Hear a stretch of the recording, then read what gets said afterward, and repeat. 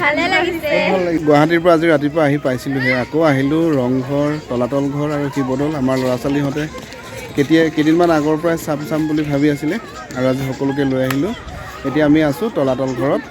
প্ৰথমতে আমাৰ ল'ৰা ছোৱালীহঁতে চালে শিৱদৌল তাৰপিছত ৰংঘৰ আৰু এতিয়া তলাতল ঘৰ চাইছে ৰীল বনাই আছে ফটো তুলি আছে আৰু ঘূৰি ফুৰি আছে বহি আছে কিছুমানৰ ভাগৰ লাগিছে